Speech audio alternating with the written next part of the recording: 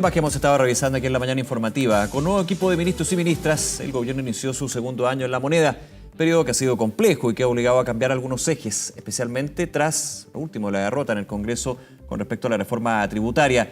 Conversaremos sobre la profundidad de estos desafíos, el contexto, lo que se viene también para la administración del presidente Boric. Estamos para eso en contacto con Nerea Palma, académica de la Facultad de Ciencias Sociales e Historia de la Universidad Diego Portales. Muchas gracias por acompañarnos, muy buenos días. Buenos días, Nicolás, ¿qué tal? ¿Cómo estás?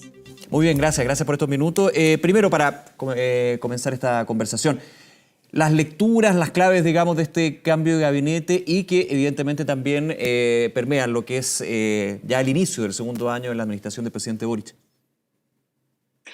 Sí, es un cambio de gabinete que creo que no se puede leer de manera aislada. Quizás este cambio de gabinete, si no hubiese habido un cambio de gabinete el año pasado, no sería tan relevante como se ha conversado durante la opinión pública en estos días. Sí me parece que el cambio de gabinete viene a acrecentar el cambio profundo que fue el cambio de gabinete del año pasado, en el sentido que entran partidos políticos que ya estaban representados en el gabinete, pero entran con más fuerza. Por ejemplo, no es trivial que en el cambio de gabinete anterior Carolina Toá del PPD haya entrado, ¿cierto?, en la cartera de Interior, y que ahora, ¿cierto?, el canciller sea independiente pero cercano al PPD, ¿cierto? Por lo tanto, me parece que dos gabinetes bien pesados estén en manos del socialismo democrático no deja de ser, y por ende creo que junto con el cambio de otras carteras y la subsecretaría, me parece que es un claro indicio de búsqueda de más experiencia por parte del presidente en las carteras y dentro de las carteras, y un giro hacia el socialismo democrático en busca de, sí, obviamente, más consenso. Déjame quedarme con ese concepto, has hablado muchísimo, el de la experiencia, entendiendo que, claro, se hablaba de una administración, un gobierno con gente experimentada, porque finalmente la gran mayoría de quizás el primer staff, podríamos decirlo, el primer equipo del presidente Boric, venían del ámbito partidario, también del ámbito parlamentario, pero se hablaba de la poca experiencia de gestión y de gobernar. Ahora, tú planteas justamente este concepto y hago la pregunta, ¿hay un aprendizaje o más bien un paso lógico, natural a llegar a este tipo de integrantes que tengan ese componente? Me parece que pasa por dos lados. Por un lado, efectivamente, la experiencia, pero esa sería la segunda etapa a la cual me refiero. La experiencia porque, por supuesto, que personas más cercanas a la exconcertación ya fueron gobierno durante varios periodos y, por ende, hay un saber hacer que no puede dejarse pasar, ¿cierto? Y desde el punto de vista del gobierno actual, por supuesto, ninguna coalición relativamente nueva sabe en terreno cómo hacer política desde dentro, y me parece que es muy positivo desde ese punto de vista que se integre el socialismo democrático al gabinete. Ahora, ¿por qué es necesaria más experiencia? Eso también es una pregunta válida de hacerse, me parece a mí, porque el gobierno en general ha cometido errores, muchos de ellos no forzados, ante lo cual ha sido necesaria, ¿cierto?, esta mayor cantidad de experiencia. Justamente yo creo que los dos gabinetes que nombraba anteriormente, que era de Interior y el de Relaciones Exteriores, son dos gabinetes en los que desafortunadamente se cometieron errores, nuevamente no forzados, y por ende me parece clave esta búsqueda, ¿cierto?, en más confianza y personas que anteriormente han desempeñado cargos claves dentro no solamente del gobierno, sino fuera del gobierno también en la institucionalidad pública. Claro, aquí es muy importante lo que es la característica o las características que tienen los nuevos integrantes del equipo, pero también otra línea que es evidente, ineludible, digamos, en cada cambio de gabinete, ajuste ministerial, que es la negociación que se tiene con los partidos. Siempre desde el gobierno se va a decir, y es evidente que es una prerrogativa exclusiva del presidente de la República, pero hay conversaciones de larga data y también equilibrios o reequilibrios que se van dando, y que quería preguntarte, ¿cómo ves tú se dan en esta instancia? No solamente los ministerios, que es lo más vistoso, lo que se ve a a primera línea, sino también en la subsecretaría. Hubo cambio en 15 subsecretarías donde también hay incorporaciones importantes de personas que representan al socialismo democrático. Justamente, sí. Por ejemplo, el Partido Socialista se ve bastante favorecido con el cambio de subsecretaría, donde el PC también es de los más, el Partido Comunista, ¿cierto? Es de los partidos que pierden más subsecretarías también. Y a mí me parece que eso es muy ejemplar, ¿cierto? Respecto del cambio que buscaba hacer el presidente, no necesariamente por algo personal con el Partido Comunista, pero más bien, ¿cierto?, hacer un giro hacia el socialismo democrático, justamente porque pensemos que recién el gobierno venía de perder la reforma tributaria, ¿cierto? Y por ende va a ser necesario naturalmente buscar más consenso, buscar una base más sólida que le permita, ¿cierto?, construir mayorías no solamente en la Cámara de Diputados, sino que en la Cámara de Senadores también, para poder, por ejemplo, el siguiente año buscar nuevamente insistir con la reforma tributaria. Entonces, a mí me parece absoluta y completamente natural buscar incorporar más número de personas integrantes del socialismo democrático dentro del gabinete, dentro de las carteras, para así construir, ¿cierto?, una mayoría que permita hacer las reformas que este gobierno propuso, ¿cierto?,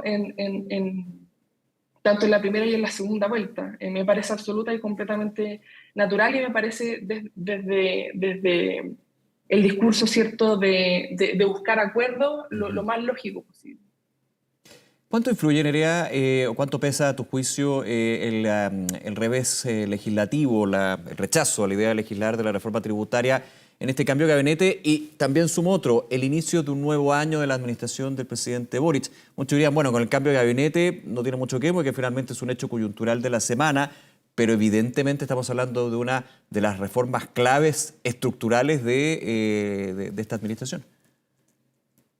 Sin duda, esta es una reforma que es el corazón, ¿cierto?, del programa de gobierno del presidente Boric y de cualquier gobierno en realidad que quisiera hacer cambios estructurales. Una reforma tributaria ciertamente es clave porque hay que buscar, ¿cierto?, formas de financiar el programa de gobierno. Entonces a mí me parece que cualquier gobierno, sea el de Boric o cualquier futuro que venga, incluso en los pasados, poder hacer una reforma tributaria para poder financiar el programa es absoluta y tremendamente clave y el objetivo a seguir. Y por ende, ¿cierto?, alcanzar mayorías tanto en la Cámara Baja como en la Cámara Alta, sobre todo en este caso, en la Cámara Baja, para que se pudiese iniciar siquiera el debate que ni siquiera se alcanzó a hacer en torno a la reforma tributaria. Entonces a mí me parece que el cambio de gabinete, si bien por supuesto lo más probable es que no sepamos qué iba a pasar antes de la reforma tributaria, los planes que se tenían, sí me parece que hay una lectura, ¿cierto?, un poco más dura del cambio de gabinete desde el punto de vista de la pérdida de la oportunidad de discutir la reforma tributaria. Por eso a mí me parece que el cambio hacia el socialismo democrático y hacia una base, ¿cierto?, de apoyo mucho más amplia, saliendo solamente perdón, Apruebo Dignidad en conjunto con el Partido Socialista, me parece absoluta y completamente clave, y de hecho yo lo leo, ¿cierto?, como una oportunidad que tiene ahora el gobierno en un año, de aquí a un año, ¿cierto?, en este segundo año del presidente Boric, para construir nuevos consensos y así poder impulsar la agenda de gobierno. De lo contrario, Sí. me parece que la reforma tributaria no va a prosperar nuevamente el próximo año.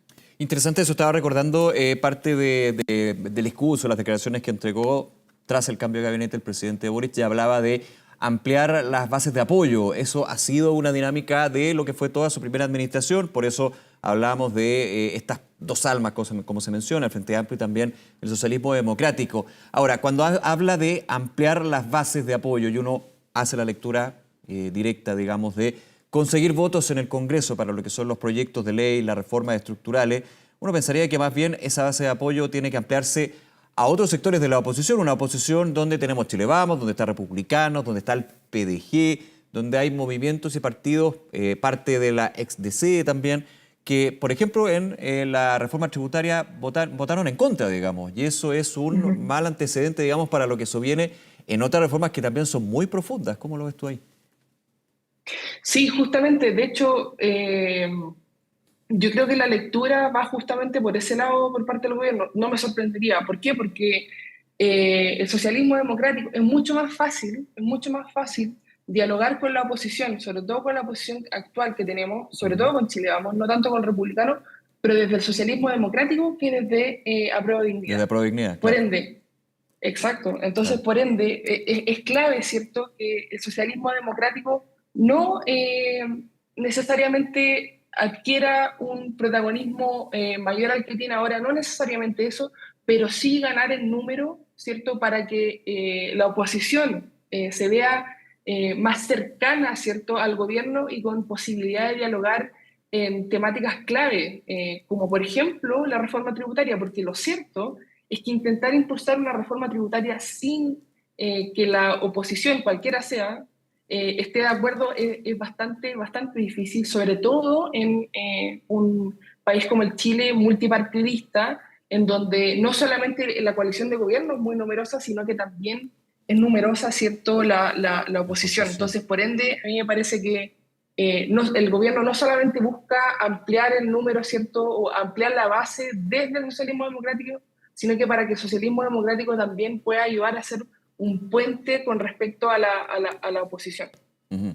Claro, un puente, porque finalmente no hay que ser el análisis bastante concreto y se nota en cada discusión ahí en el Congreso. No estamos enfocando en los colegisladores acá, pero con la oposición es más factible un consenso o un acuerdo con elementos del socialismo democrático, ex Nueva Mayoría, ex Concertación, que a Prodignidad, Partido Comunista y Frente Amplio, digamos, donde hay una enemistad en términos de la visión política que es totalmente contrapuesta y no da ese paso para tener un puente. El puente aquí sería lo que tú indicas, esta parte, digamos, del oficialismo.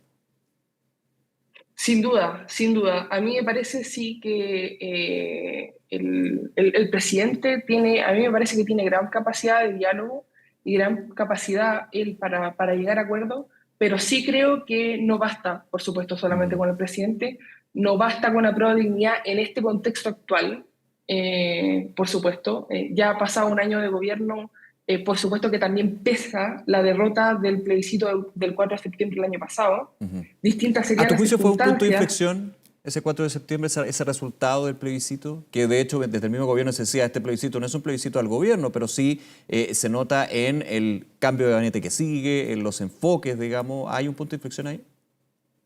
Sí, me parece que sí, porque es muy difícil cuando un gobierno le da pleno apoyo a una de las opciones del plebiscito, eh, abiertamente como fue el gobierno de Gabriel Boric con el apruebo, aislar, ¿cierto?, el voto por el contenido, ¿cierto?, del plebiscito respecto al gobierno. Si es que el gobierno estuviese mantenido al margen, que y de todas maneras era bastante difícil Muy difícil.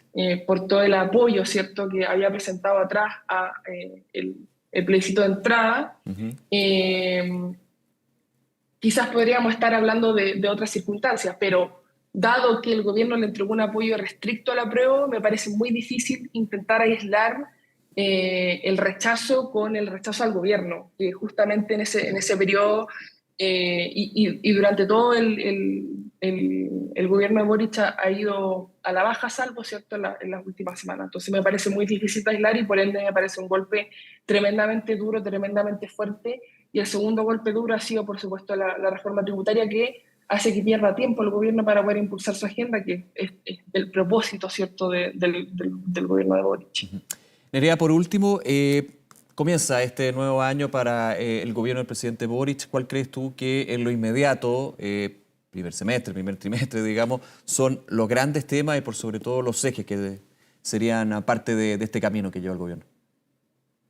Sí, a mí me parece consolidar la labor de ciertas carteras que son claves, ¿cierto?, para, no solamente para el apoyo del gobierno del presidente Boric, sino también para el país. Por ejemplo, va a ser clave educación, va a ser clave educación el rol del ministro Ávila, ¿cierto?, con respecto a cómo se retoma la enseñanza de los alumnos luego de el encierro de la pandemia, porque todavía estamos en pandemia, pero durante el encierro, ¿cierto? Me parece que un eje clave del gobierno debería ser ese, no solamente porque lo necesita el país, sino que también se puede construir una gran base de apoyo en torno a esta temática, en torno a la educación. Recordemos que las grandes figuras de este gobierno vienen desde marchas en contra de temáticas de educación y a favor de temáticas como, por ejemplo, la gratuidad y la calidad en la educación. Entonces, me parece que ese es un tema que no ha sido explotado por este gobierno y que creo que debería estar en el centro, porque es una base de apoyo, digo, bastante grande y hay mucho por hacer todavía. Entonces, creo que el protagonismo en la educación debería ser mayor y por ende debería explotarse más. Y en segundo lugar, por nombrar otra dimensión relevante para el gobierno a explotar, es sin duda lo que más le preocupa a la ciudadanía actualmente, que es la delincuencia. En ese sentido, me parece que el Ministerio, la cartera de Interior, tiene todavía harto por hacer y sobre todo, harto por comunicar también, porque no basta, ¿cierto? No basta para construir una base de apoyo grande, no basta solamente, ¿cierto?, con aumentar la dotación, por ejemplo, de carabineros, por ejemplo, en todas las esquinas del país, sino que también, ¿cierto?, comunicar, planificar y que la ciudadanía pueda tener información respecto de cuáles son las medidas que se están tomando actualmente, ¿cierto?, y cuáles van a ser a futuro para, por ejemplo, poder controlar o tener un poco más de control con respecto a la preocupación más grande, ¿cierto?, de la ciudadanía que es la delincuencia. Entonces, a mí me parece que esas dos carteras pueden ser clave para este año para el gobierno, no solamente pensando en las necesidades del país, que por supuesto son infinitas, sino que también en cómo construir una base de apoyo relevante para poder impulsar la agenda. Nerea Palma, muchísimas gracias nuevamente por acompañarnos y conversar con nosotros hasta ahora. Que esté muy bien. Igualmente, Nos vemos, buen día.